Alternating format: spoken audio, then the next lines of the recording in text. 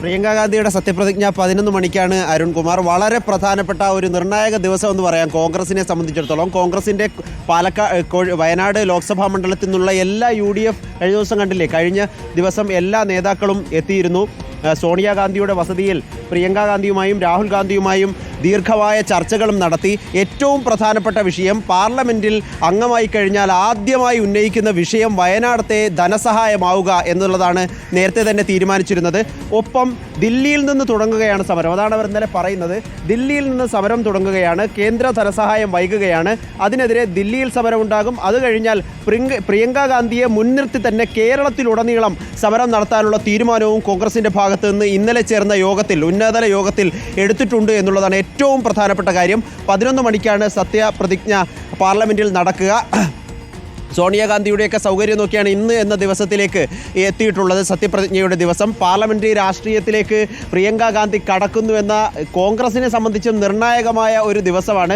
പല ഘട്ടത്തിലും കോൺഗ്രസ് നേതാക്കളടക്കം പ്രിയങ്ക ഗാന്ധിയോട് പാർലമെൻ്ററി പ്രവേശം ആവശ്യപ്പെട്ടിരുന്നെങ്കിലും ആ ഘട്ടത്തിലൊന്നും സമ്മതിച്ചിരുന്നില്ല. ഒടുവിൽ രാഹുൽ ഗാന്ധി രാജിവെച്ചപ്പോൾ വയനാട് ഏറ്റെടുത്തുകൊണ്ട് വയനാട് നിന്ന് 4,10,000-ലധികം വോട്ടിന് മിന്നുന്ന ജയം നേടി ഇന്ന് ലോക്സഭയുടെ ഭാഗമായി, ലോക്സഭാ അംഗമായി പ്രിയങ്ക ഗാന്ധി സത്യപ്രതിജ്ഞ ചെയ്യുകയാണ്.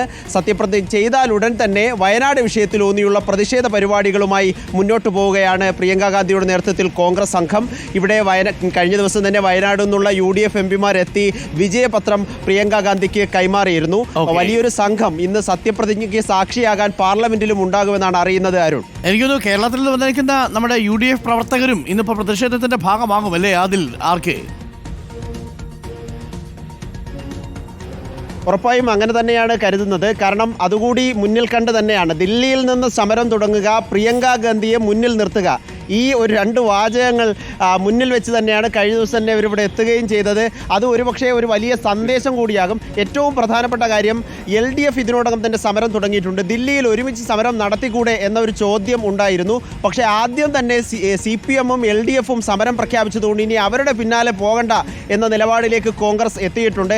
ഏതായാലും വയനാട് നിന്ന് എത്തിയവർക്ക് വലിയ ആഘോഷവുമാണ് സമരത്തിൻ്റെ ദിവസം. മാത്രമല്ല ഇതിനൊരു രാഷ്ട്രീയമായിട്ട് കോൺഗ്രസിനെ സംബന്ധിച്ച് ഈ വിഷയത്തിൽ ഒരു രാഷ്ട്രീയമായിട്ട് വലിയ പ്രാധാന്യമുള്ള ഒരു ദിവസമാണ്. പ്രിയങ്ക ഗാന്ധി ഈ ചുമതലയിലേക്ക് എത്തുമ്പോൾ രാഷ്ട്രീയമായിട്ട് പ്രിയങ്ക ഗാന്ധിയെ ഒരു പാർലമെന്റേറിയൻ ആയിട്ട് ലോഞ്ച് ചെയ്യുക എന്നതാണ് കോൺഗ്രസിൻ്റെ ലക്ഷ്യം. അതിന് വളരെ ശക്തമായിട്ട് പ്രിയങ്ക ഗാന്ധിയുടെ ഇടപെടൽ വയനാട്ടിലെ വിസിറ്റിംഗ് MP ആയിരിക്കില്ല എന്ന വിധത്തിൽ, ഇപ്പോൾ BJP പറയുന്നത് വിസിറ്റിംഗ് MP ആണ് തെരഞ്ഞെടുത്തത് എന്ന വിധത്തിലാണ് ആക്ഷേപം അവർ ഉന്നയിക്കുന്നത്.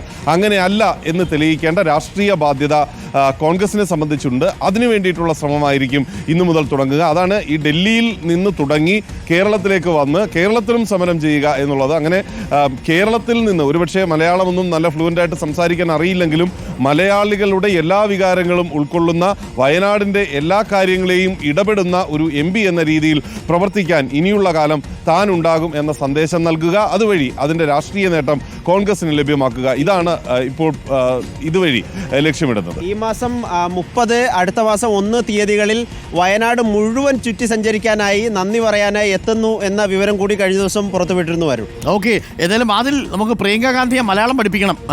കാര്യങ്ങളൊക്കെ മലയാളികൾ, പ്രത്യേകിച്ച് വയനാട്ടിൽ നിന്നുള്ള കർഷകരൊക്കെ നമ്മുടെ പ്രിയങ്ക എടുത്ത് മലയാളം സംസാരിക്കും. അപ്പം മലയാളം പഠിപ്പിക്കേണ്ട ഒരു ട്രെയിനർ വേണുഗോപാലൊന്നും പഠിപ്പിച്ചിട്ട് പഠിച്ചോ എന്നുള്ള കാര്യത്തിൽ സംശയമുണ്ട്. അതിൽ വലിയ പ്രധാനപ്പെട്ട വേണുഗോപാലൊക്കെ വർഷങ്ങളായി സംസാരിക്കുന്നുണ്ട്, എന്നിട്ടും പഠിച്ചിട്ടില്ല എന്ന് പറയും. അതെ. മാത്രമല്ല എനിക്കൊന്ന് പണ്ടാരോ നമ്മുടെ ഒരു സ്പോർട്സ് താരത്തെ മലയാളം പഠിപ്പിക്കാൻ പോയതുപോലെയാണ്. അവസാനം സായിപ്പ് തിരിച്ചു പോകുന്ന സമയത്ത് ഞാൻ പോയിട്ട് വരട്ടെ എന്ന് പറഞ്ഞു പോയി എന്നാണ് ചരിത്രം. അപ്പോൾ അതേപോലെ പ്രിയങ്ക ഗാന്ധിയെ മലയാളം പഠിപ്പിക്കാൻ നമുക്കൊന്ന് ശ്രമിക്കണം. തീർച്ചയായിട്ടും പ്രിയങ്ക ഗാന്ധി വയനാടിന് മുതൽക്കൂട്ടാവുമെന്ന കാര്യത്തിൽ സംശയമില്ല. ആദ്യത്തെ പ്രതിഷേധം തന്നെ ദേശീയ ശ്രദ്ധ പിടിച്ചു പറ്റുന്ന പ്രതിഷേധമായി മാറാൻ പോകുന്നു എന്ന് തന്നെയൊരു ആർക്കെ പറഞ്ഞതുപോലെ ഒരു ടാക്ടിക്സ് ആണ്. പാർലമെന്ററി രാഷ്ട്രീയത്തിൽ പ്രിയങ്ക ഗാന്ധിയുടെ അരങ്ങേറ്റമാണ് ഇന്ന് നടക്കാൻ പോകുന്നത്. അപ്പോൾ ഒരുപാട് UDF പ്രവർത്തകരെ എത്തിയിട്ടുണ്ട്. നിങ്ങൾ രണ്ടുപേരുടെയും പ്രത്യേകിച്ച് അതിൻ്റെ ഓവർകോട്ട് നല്ല രസമുണ്ട്. നല്ല ബ്ലാക്ക് ആയിട്ടുള്ള ഓവർകോട്ടൊക്കെ ഇട്ടാണ് നിൽക്കുന്നത്. അപ്പോൾ അതിന് തൊട്ടടുത്ത് എന്തോ എനിക്ക് തോന്നുന്നു അവിടുത്തെ ശുചീകരണ തൊഴിലാളികളാണെന്ന് തോന്നുന്നു. അവിടെ പരിപാടികളൊക്കെ രാവിലത്തെ കാഴ്ചയാണ്. ഇപ്പം നിങ്ങൾ എവിടെയാണ് നിൽക്കുന്നത് രണ്ടുപേരും?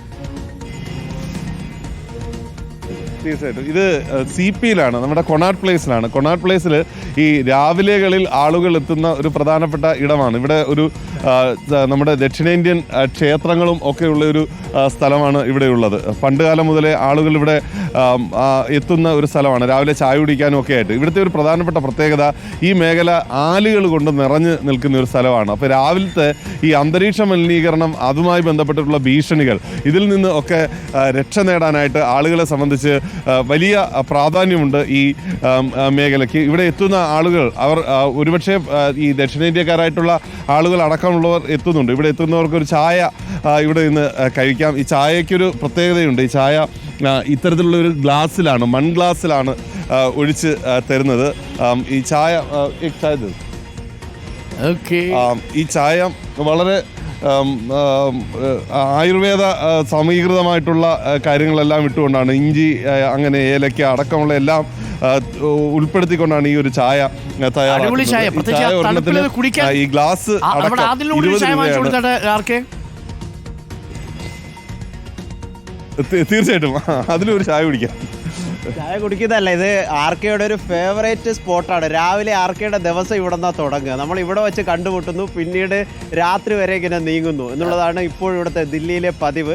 ഹനുമാൻ ക്ഷേത്രത്തിലെ ഒരു ദർശനം കഴിഞ്ഞാണ് ആർക്കയുടെ ദിവസം തുടങ്ങുന്നത്. അതാണ് ഇവിടെ നമ്മൾ കണ്ടുമുട്ടുകയും ചെയ്യുന്നത്. ആർക്കെ ഹനുമാൻ ചാലീസ് ചൊല്ലിക്കൊണ്ടാണ് നമ്മുടെ അരവിന്ദ് കെജ്രിവാളിനെ പോലെ വാർത്ത തുടങ്ങുന്നല്ലേ?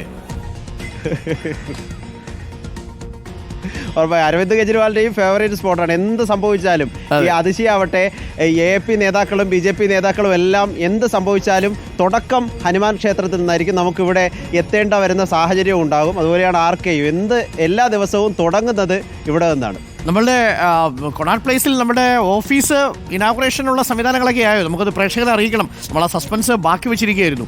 ഡൽഹിയിലെ ഏറ്റവും മികച്ച സൗകര്യങ്ങളോട് കൂടിയ ഒരു റീജിയണൽ ഓഫീസ് റിപ്പോർട്ടർ തുറക്കുകയാണ്. അതിന് ഉദ്ഘാടനം നമുക്ക് കേമോ ആക്കണം.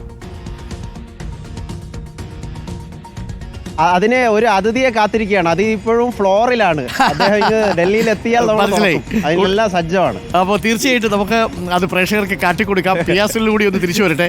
ഞങ്ങൾ എല്ലാവരും കൂടി അങ്ങോട്ട് വരുന്നുണ്ട്. അപ്പോൾ ഞങ്ങൾ എഡിറ്റോറിയൽ ടീമായിട്ട് അങ്ങോട്ട് വന്നാലോ എന്നതിനെ കുറിച്ച് ആലോചിക്കുന്നത്. ഡോക്ടർ അരുൺകുമാറിന്റെ വരവ് ഡോക്ടർ അരുൺകുമാറിന്റെ വരവ് ഒരു ആഘോഷമാക്കാനായിട്ട് നമ്മളിവിടെ മലയാളി അസോസിയേഷനുകളോടൊക്കെ സംസാരിക്കുമ്പോൾ അവർ വരുമ്പോൾ ഒരു ആഘോഷമാക്കി മാറ്റണം എന്നാണ് അവരും പറയുന്നത്. ഏതായാലും നമുക്ക് അത് അടുത്ത ദിവസം ഓക്സിജൻ ബോട്ടിൽ കൂടി കൊണ്ടുവരിക എന്നുള്ളതാണ് 100%. അപ്പോൾ നമുക്കൊരു ദിവസം ഹനുമാൻ മന്ദിറിൽ വന്നിട്ട് നല്ല ചായയൊക്കെ കുടിച്ച് ഹനുമാൻ ചാലീസയൊക്കെ ചൊല്ലി നാട്ടുകാരുടെ വർത്താനമൊക്കെ പറഞ്ഞു പോകാം. നല്ല ആൽമരത്തിന്റെ താഴെ ഇരുന്ന് ഈ മലിനീകരണത്തിനിടയിലും നല്ല ശ്വാസം എടുക്കാം.